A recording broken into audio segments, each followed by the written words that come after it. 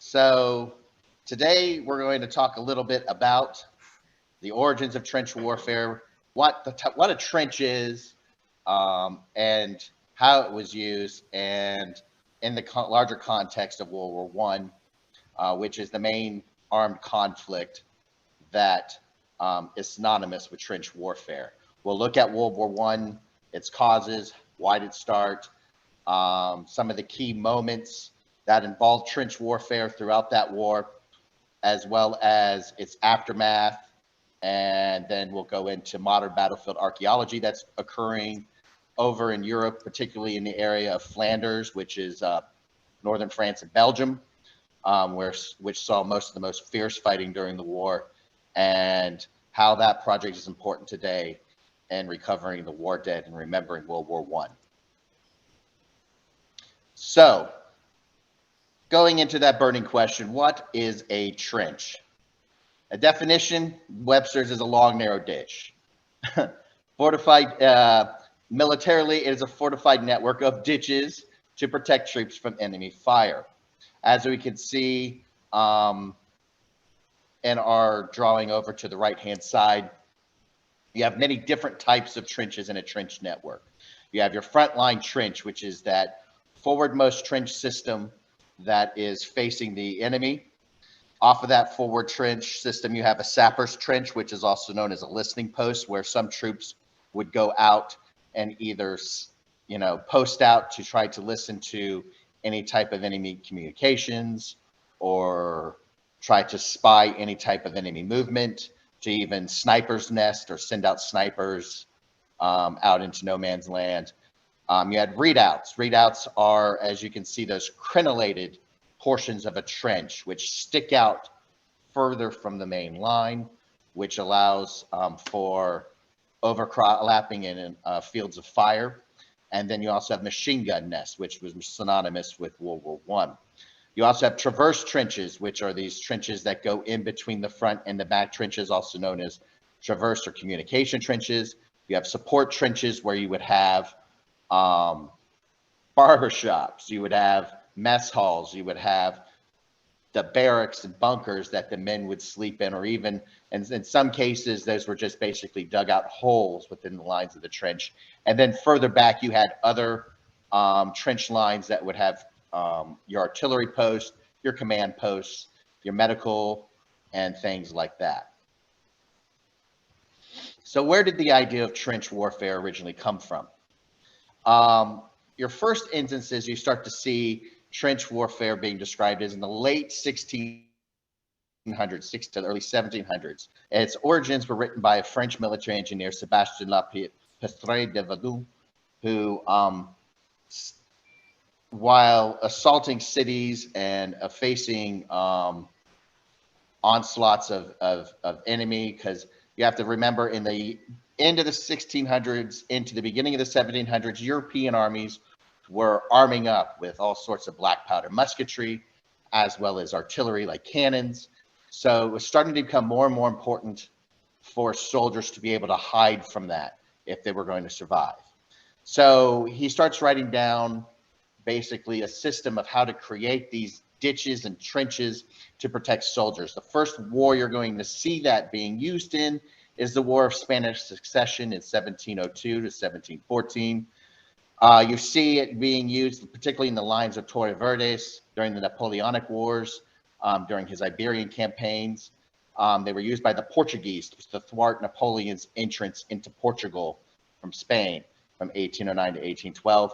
You see it also later in native peoples, indigenous people, the Mame, using it during the New Zealand Wars against the British from 1845 to 1872, when the British were trying to conquer and colonize New Zealand. And then later, you see it being used. This is where Europe really starts to learn how to use it, and that's, of course, during the American Civil War. You see trenches being used during the Peninsula Campaign, which was Little Mac's transverse up the Virginia Peninsula towards Richmond.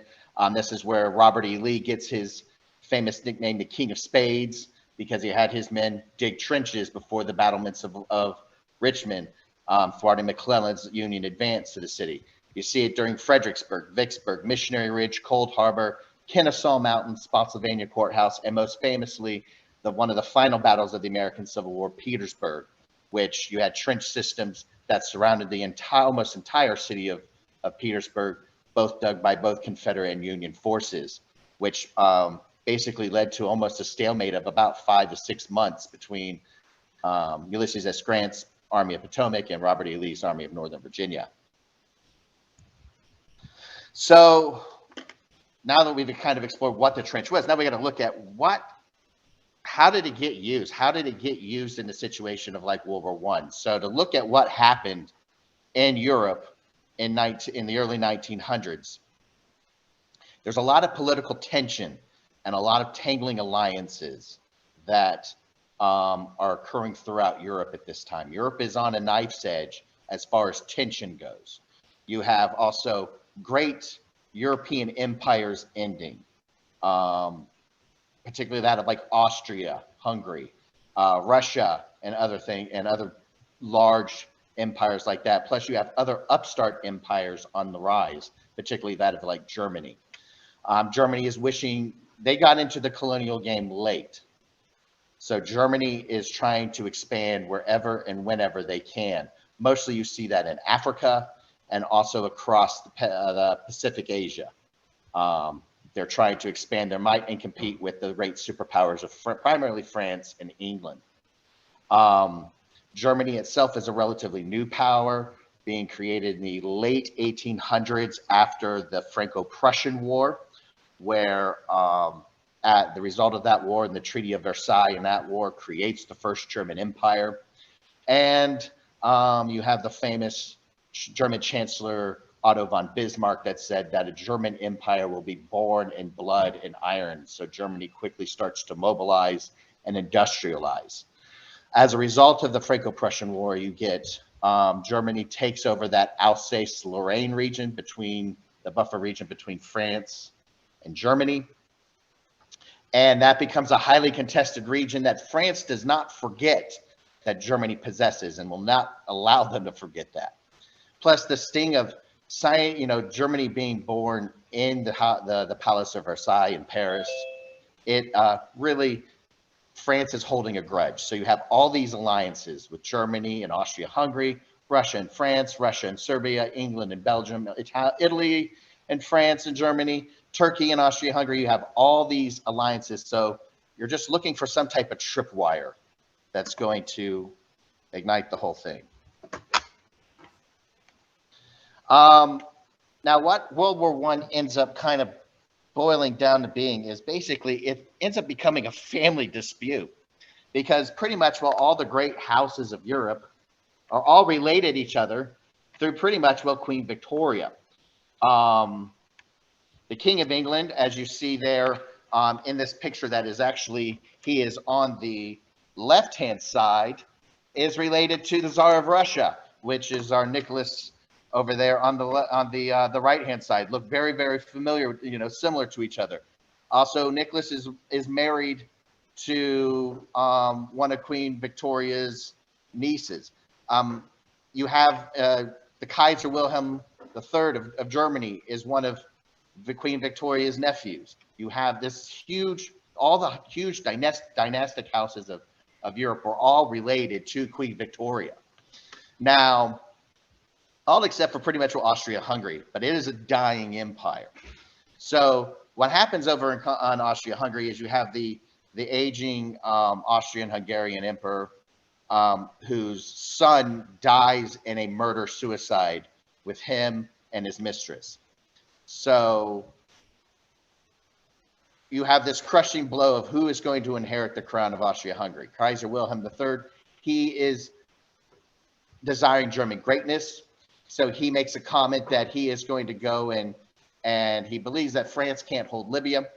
So he's going to go and step into Libya, which causes an international incident. Then you also have in the late 1800s the Japo-Russo War, which is the war between Japan and Russia, which President Theodore Roosevelt actually notarized the peace treaty of and ends the war. But it is because Russia, which is this huge European empire, loses to these small islands of Japan, it becomes an embarrassment for Tsar Nicholas. So you have, like we said, we build up this powder keg. So what happens? It all boils down to what's going on in the Austrian-Hungarian Empire, and they have this fierce sense of nationalism being built up in places like Serbia and the Balkans, where they don't identify themselves with the Austria-Hungarians or the Austrians. They want their own countries. They want their own identities. So the Emperor Joseph Franco he's wanting to basically show a force of power in Serbia. So now the new crown prince of Austria, which is his nephew Franz Duke Ferdinand, who he doesn't like, and Franz Ferdinand did marry also a commoner called the Duchess Sophia, who the Emperor of Austria forbade to ever rule or gain a title. He sends them to Serbia to kind of show a force of Austrian force.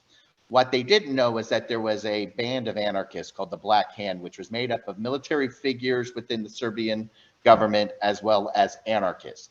And they put out a call that Austria is coming. We're going to show a force. We're going to assassinate the Crown Duke, Franz Ferdinand. Franz Ferdinand comes and visits. He tools around the city. Several of the anarchists throw bombs and hand grenades at him. He survives the initial attack. They capture a lot of the conspirators in his assassination. So as he's at the town hall, he says he's going to go and visit some of the soldiers that were injured in the initial attack. On the way to the hospital, his driver gets lost and pulls in front of a cafe. Sitting in that cafe is the anarchist Gavrilo Princip, who was a member of the Black Hand. He doesn't believe his luck. The crown duke, the Archduke is right in front of him. He reaches into his hand, pulls out his cheap revolver, steps up, and unloads three or four shots into the car, striking Franz Ferdinand as well as the Duchess Sophia. The last words that Franz Ferdinand says to his wife is, "Don't die, Sophie, think of the children." And they both pass away within seconds of each other. Shortly after that, Austria declares war. This is, like I said, the powder keg that Europe has been waiting for. Austria-Hungary mobilizes against Serbia. Russia declares war on Austria. They begin to mobilize. Germany declares war on Russia. They begin to mobilize. France declares war on Germany. Austria declares war on France. Germany, because of their plans, marches into Belgium, which then England declares war on Germany. Then Italy declares war on Austria. And Turkey later on will declare war on the Triple Entente, which is the Allies. So you have all these hats being thrown in the ring, and Europe goes off to war. So this is where we start to get into now the creation of the Western Front, which it all boils down to these two plans, the von Schlieffen plan, which is German, and the French plan, which they called Elan. Now, the French believe that they will just march into the Alsace, and because of French spirit and fortitude, they will prevail, and the Germans will flee in front of them, and they'll be able to march into and through Germany.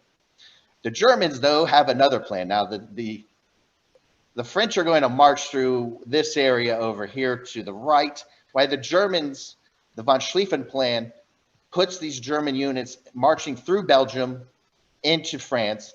They said that the most westernmost soldier will dip his sleeve in the North Sea as they pass through, and they will sweep into France. The problem is that Germany makes a lot of initial headway, but they didn't count on the Belgians actually giving them a tough time, which the Belgians did. They rose up. They got the population to rise up. And it slowed the German war machine to a point where England was allowed to cross the Channel and fortify positions in northern France. Also, because the Germans moved so fast, they outsped their supply lines. So they had to stop and wait for supplies to catch up to them. The French, seeing that, what they were doing is kind of not working, they fall back and they try to encounter the Germans and to make a stand at the Marne River just north of Paris. Now, they know that the Marne is their stop point. They have to stop the Germans there or they're going to take the capital. French troops get ferried to the front line by taxis in Paris.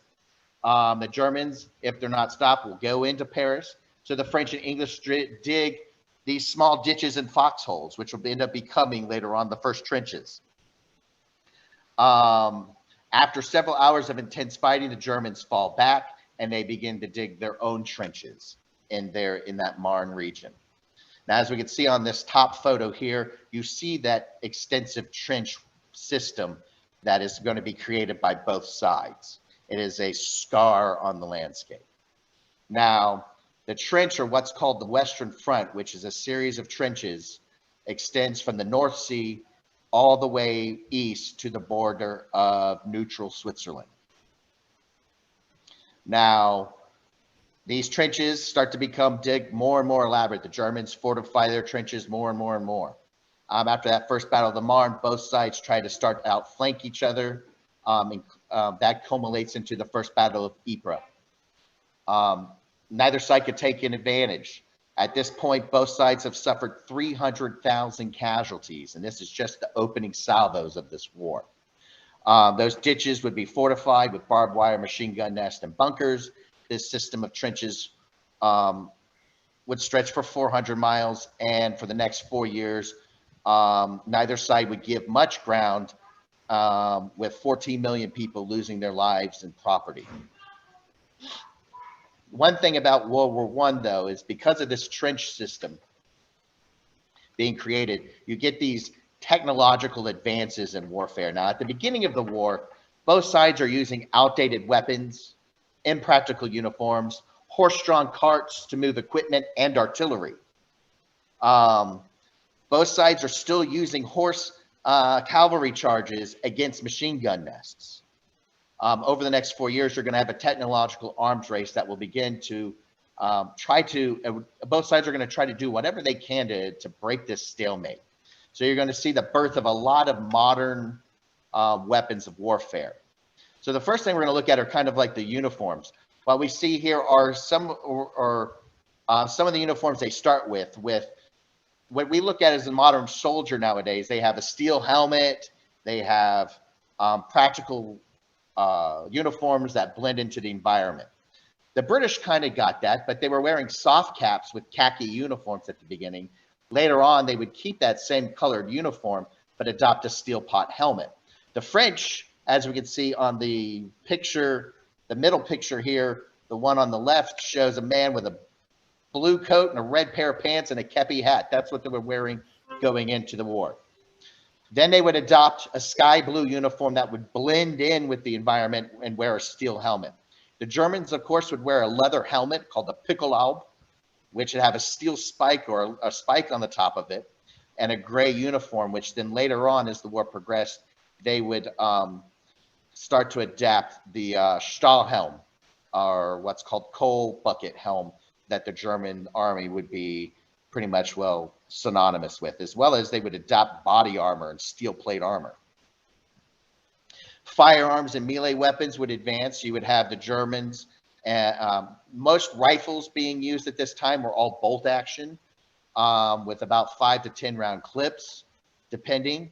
You would also have the creation of the machine gun, which both sides of the war would adapt for use. The machine gun was actually an American invention, invented by Hiram Maxim and then sold off to Europe. Then you would also have all sorts of different types of melee weapons, from maces to trench knives with brass knuckles on them. That's a US 1918 trench knife there. Hey, Donna, I tried to pick up your call and I did something wrong. Call me back. I'm home. 908-922-1973. Okay. Well, the recoilless artillery is also another advancement in the war, where you can have artillery that fires and it does not have to be reset. Also, rail artillery, like the large Paris gun that the Germans used that could lob shells over 70 miles. These were the main weapons of destruction during this war. There would be upwards of about 5 to 6 billion shells fired during the course of World War I.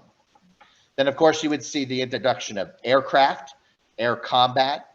Aircraft was first, remember, aircraft is something fairly new, only being used or invented, the Wright brothers doing their first flight in the early 1900s.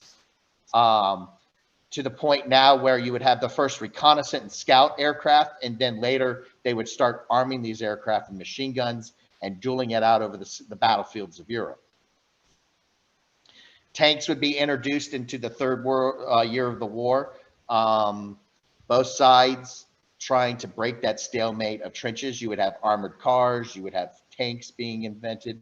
And the British would actually invent, that would be the Department of the Navy that for the British that would use or invent the first practical battle tank called the Mark IV or Mark I, then later Mark IV, which we see at the top there. While the Germans' tanks were large and bulky and highly ineffective. And then, of course, submarine warfare being one of your primary German tools being used throughout the war. Over on the right-hand side, you see that poster there being created by one of the most famous sinkings during the war, which is the sinking of the Lusitania, which the Americans and the Europeans used to drive enlistment. This was a cruiser passenger ship that was sunk by a German submarine just off the coast of Ireland. And then, of course, the most infamous weapon used in World War I would be poisonous gas. You would have several different types of gas, from chlorine gas, phasgene gas, which was a blistering agent, and mustard gas, which would blind its victims and could actually stay on a battlefield for days. So if you'd stumble into a shell crater, it could be full of dangerous poisonous mustard gas.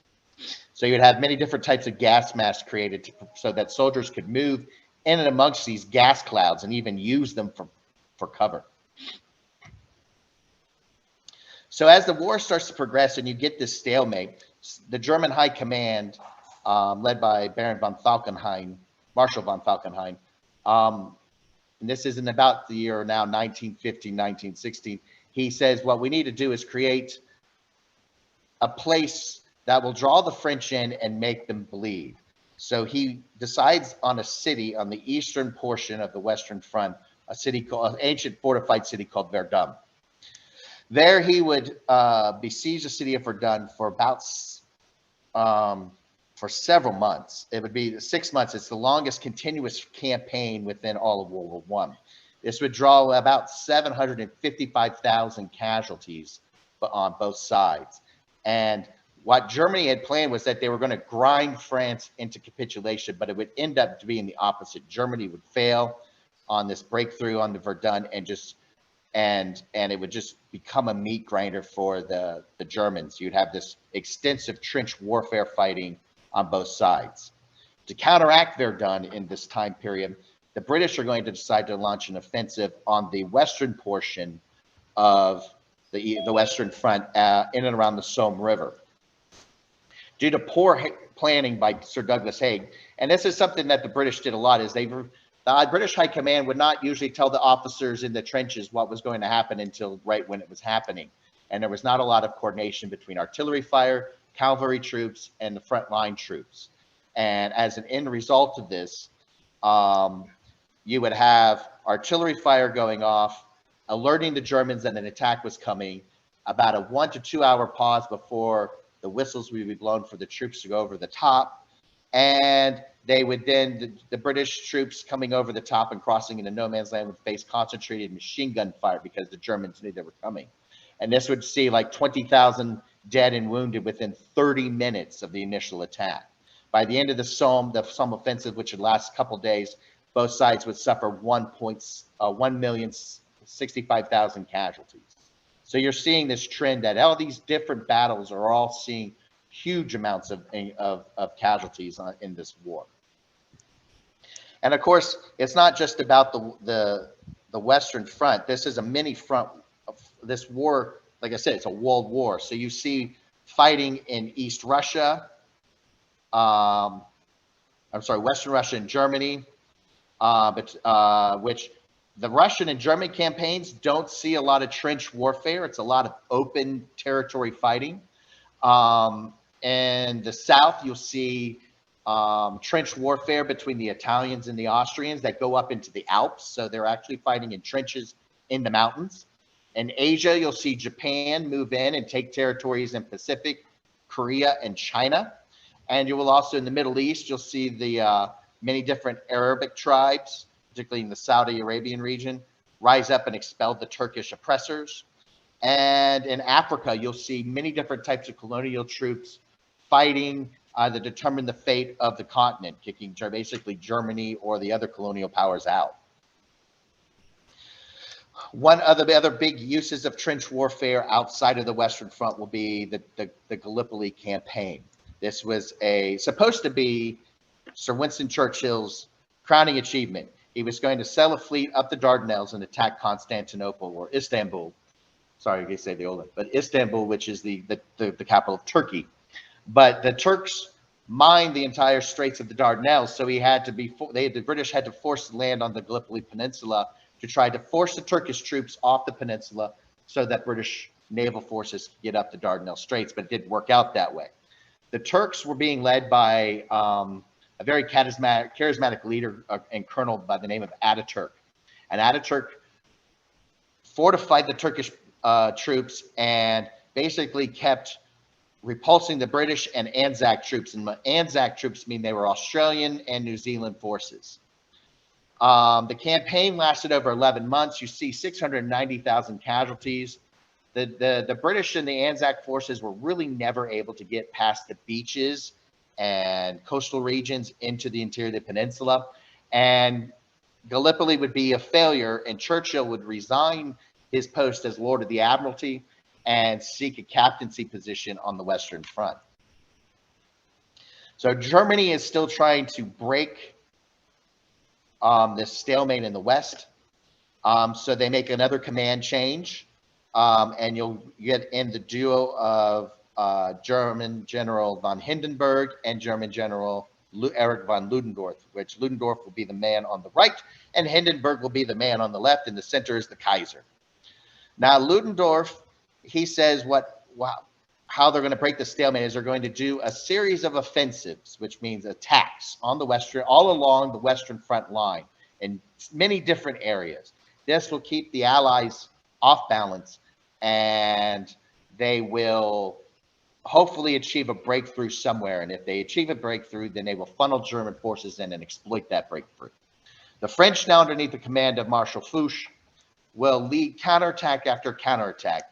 The Allies are now starting to get on the same page, where you have Foch and General Haig coordinating with each other so that you have these concerted counterattacks, which will keep the Germans, a seesaw battle, going back and forth on the Western Front. You'll get battles where basically one side would only gain, their gains would be measured in yards or feet rather than miles or anything like that. So what Ludendorff will do to try to change the scope of the war is he knows of a small revolutionary that had been exiled from Russia, and he knows what he needs to do is he needs to get all those troops that have been tied up in the east with Russia so that he can inject them into the Western Front. So what he does is he goes to Switzerland, where this Russian revolutionary who had been exiled, and he goes to this Russian revolutionary by the name of Vladimir Lenin and tells him, if I put you on a fast train back to Russia, what can you do? So Lenin accepts Ludendorff's proposal, and Ludendorff sticks him on a train and sends him back to Russia, which will ignite a communist revolution in Russia, and over the next 2 years, overthrow the Tsarist monarchy and the nobility, establishing the USSR by 1918, which will effectively take Russia out of the war, allowing Germany to move all those troops over. Now, though coming with that success, it does bolster other communist groups throughout Europe. So Germany would actually see the brunt of this, with a lot of different types of socialist and communist groups moving into Germany and trying to subvert the German government as well, because in Germany, they're not getting the war, but they're seeing the after effects of all these trade embargoes and tariffs. Germans are starving, and there's food riots and bread shortages. So you have these communist units moving into the country, starting unrest in Germany as well. Also, in about the summer and fall of 1917, the Allies, many of these troops have been stuck on this front for 3 years and have seen the same hell on earth.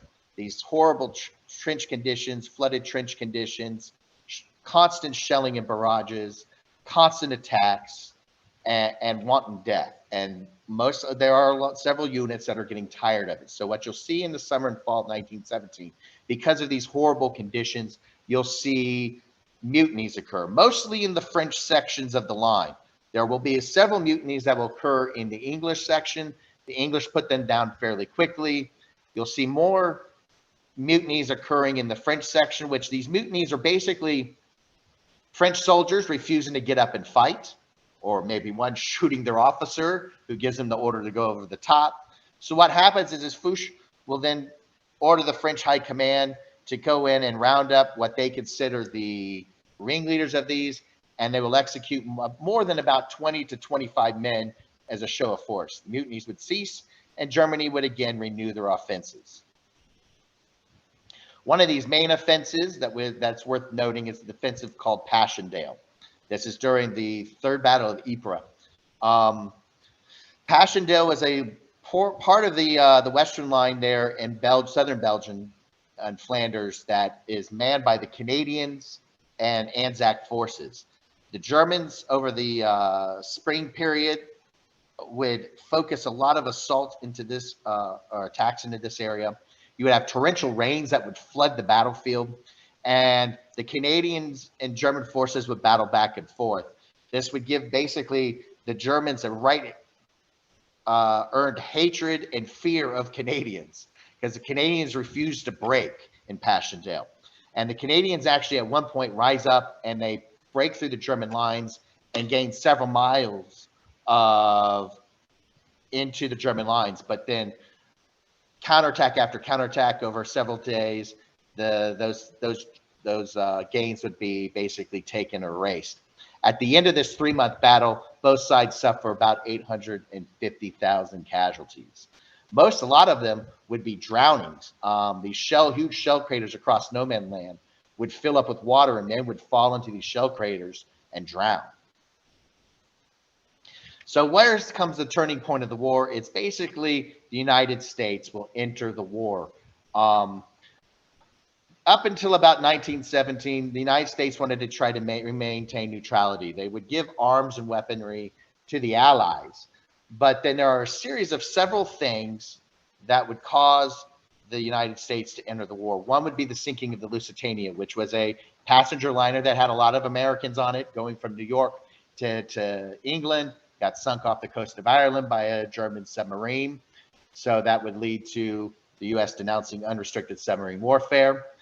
Wilson, after the sinking Lusitania, starts to gear America up to war.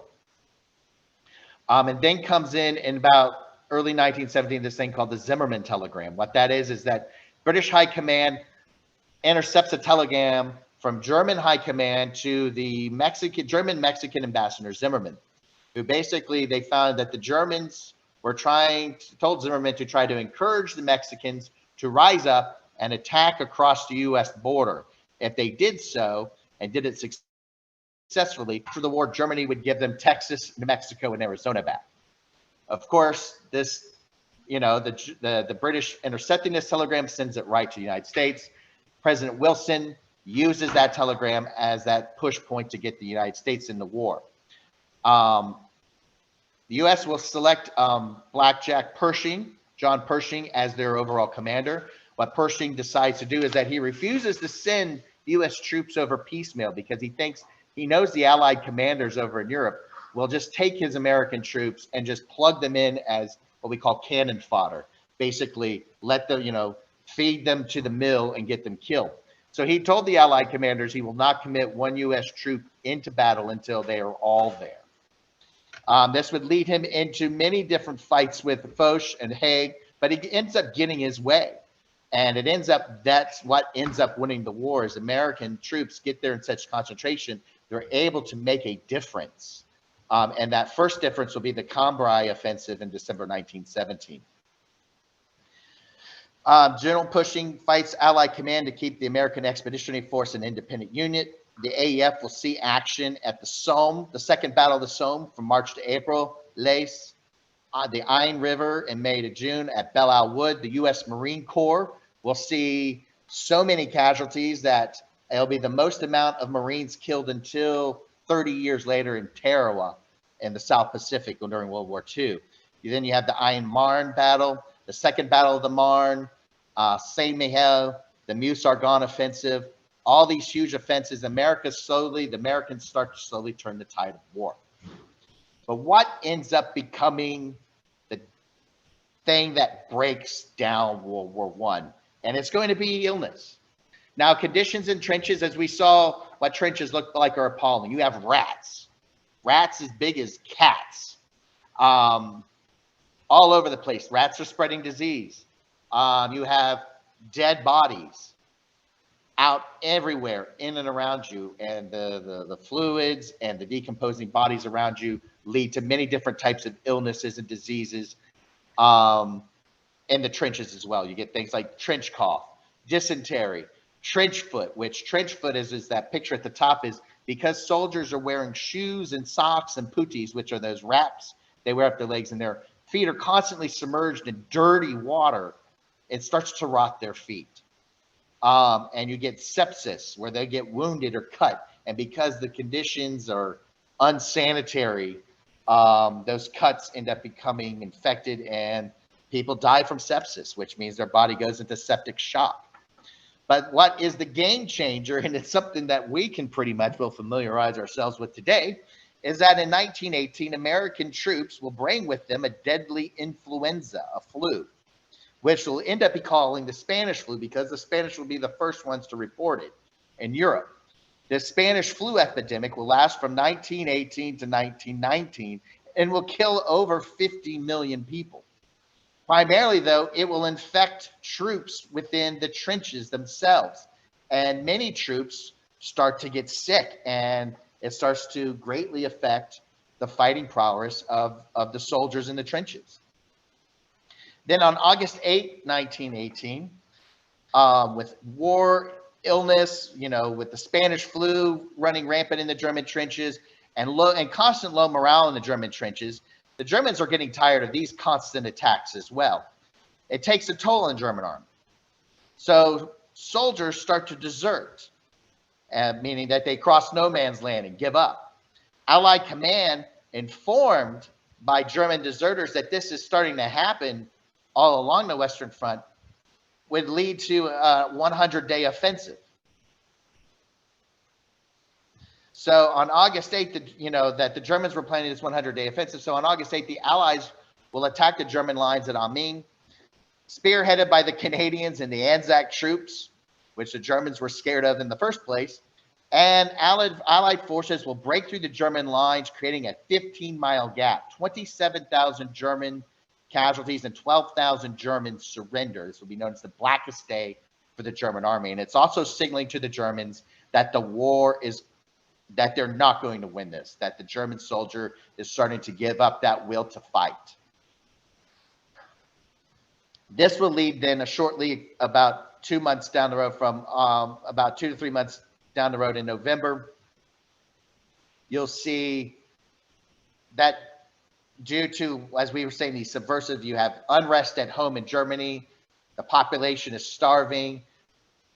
They've also suffered by this time over several million casualties. There are whole towns in Germany that the youth population from ages 16 to 38 are gone. Germans are starting to get dissatisfied with the war. Germany was on the ropes. The Kaiser has been, the German Duma, the German parliament has elected to exile the Kaiser, which he then runs to Norway, which sparks revolutions in Berlin, hunger and shortage. Austria at this point surrenders. So Germany has lost its other key partner, as well as Turkey surrenders. And the German government calls for a ceasefire. It's agreed that at 11 a.m. on November 11th, all fighting on the Western Front will stop. On the final day, Allied commanders call for a front-wide attack, and 15,000 more men will die on November 11th, the last man dying at 11:01 on November 11th. At 11 a.m., all guns go silent. Now, this is just an armistice. This is not the end of the war. You have to have a peace. So with the peace, you have the Treaty of Versailles. France and England come in. They blame Germany, rightly so, for the war. President Wilson comes in, and he pushes to set up a League of Nations to try to prevent future wars from happening. The Allies, with primarily England and France, start to carve up Germany's colonial possessions for themselves. Germany is then told that they will completely disarm and pay for the war. And this sends Germany into spiraling debt. The League of Nations is established, but the U.S. will not be allowed to be a part of it because back home, Republican elements within the U.S. government rise up and vote for isolationism, drawing U.S. out of the League of Nations, which it pushed to create in the first place. And the U.S. will enter into a period of isolationism that will exist until the late 1930s, early 1940s. So would World War I be the end of all war? The Treaty of Versailles is supposed to be set up to end all wars. It has the opposite effect. German soldiers don't believe they lost. Inflation cripples Germany. Dangerous socialist fascist elements begin to take hold. The pact of the Allies, particularly between England and France, ends up breaking down. The English withdraw from Europe. The French get paranoid. They build the Maginot Line and build this huge line of fortifications in northern France and hide behind it. Then in the 1930s, the Great Depression hits, and it's not just something that occurs in the United States. It hits all over the world, and it sends all of Europe into a spiraling depression as well. This allows those socialist fascist elements, particularly the Nazi Party, to gain power and break the Treaty of Versailles and rearm Germany. This will then lead down the road to World War II. So Europe and Asia is in tatters. Generations have been lost and broken.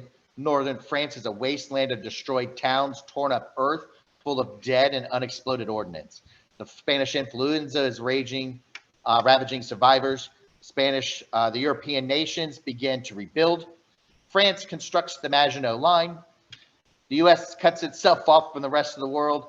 England takes up blissful ignorance. The Soviet Union's born. Austria-Hungary is carved up and made into two separate countries, Austria and Hungary. And the Ottoman Empire is over. But you have now, Europe has now got to move into burying the dead. What we have over on the picture on the right-hand side is the Verdun ossuary, which was built shortly after the war to bury the dead of Verdun. This is a huge structure that is filled with the bones of both French and German soldiers recovered from the field of battle that they couldn't, they could not identify, and just dump them into this huge building, this depository of bones.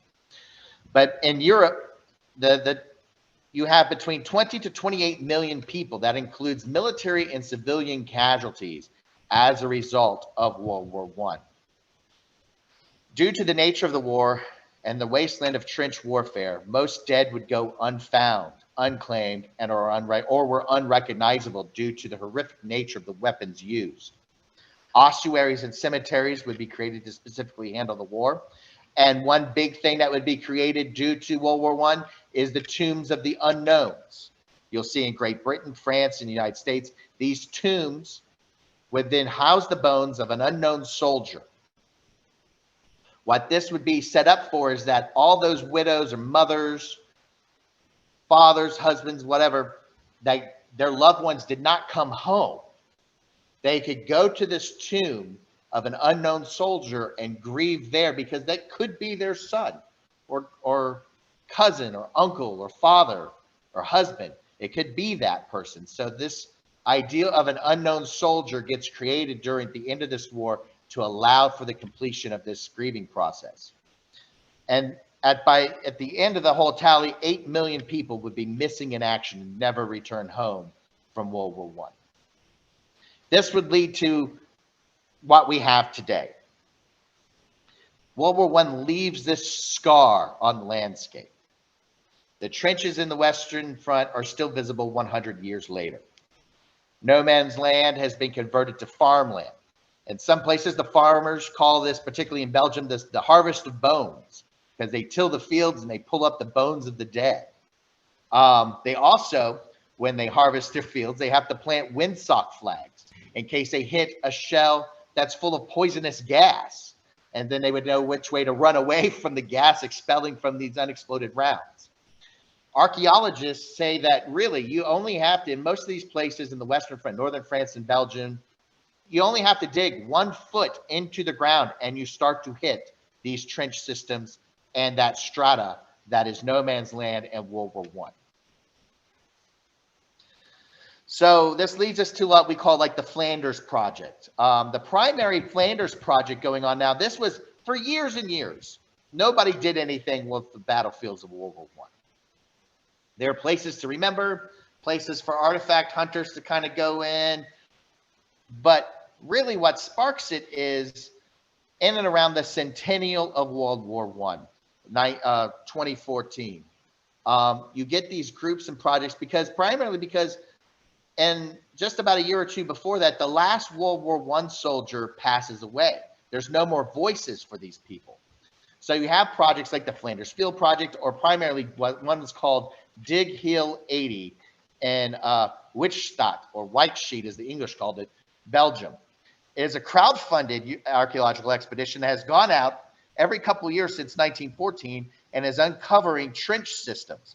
This is due to salvaging, like emergency archaeology, due to the encroachment of townhouses or development coming in, to the fact that some of these farmers would like these trenches excavated and they were ordnance and rounds removed, so they don't have to have the fear of being blown up or gassed when they till their fields. So you have this prop up of all these different types of archaeological investigations going on. As you can see, this is the top one is the excavation at Hill 80, where they found caches of German helmets, meal buckets, and things like that, to the trench systems at the English side. But one of the primary focuses of these modern day archaeological digs in the Flanders area is to recover the dead, the unknown, the ones that never came home. During one of the first digs in 2015, 2016, that Dig Hill 80 is, they recovered 110 bodies at the site that they were digging. They said that as the primary, Simon Vertigan, one of the primary archaeologists at Dig Hill 80, said, "I think Flanders fields will always carry the scar of war, both above and underground. It will take decades to uncover everything." As they dug, the archaeologists were amazed to find well-preserved and very deep German trenches. They also encountered the remains of soldiers found as they fell, both German, British and German. These men still lie where they fell untouched today. So they're finding bodies where these men just fell. They're using, of course, all the modern conveyances of archaeology, LiDAR, laser scanning, GPS, aerial photography, but they're also using it side by side with vintage aerial photography, reconnaissance photography of that time period. So they're taking these original aerial photos and they can overlay these GPS and GIS overlays on top of these old reconnaissance photos and get an idea of where these trenches lie and where they can plan their next excavations. One also tidbit of finding lost trenches and dead is due to global climate change and the receding glaciers in the Alps. Many of the Italian and Austrian lines during what was called the Isonzo front of the war are becoming cleared up because the glaciers are receding and they're starting to find war dead and trenches up in the Alps that were last seen during the closing days of World War I. So that reaches the conclusion of our talk.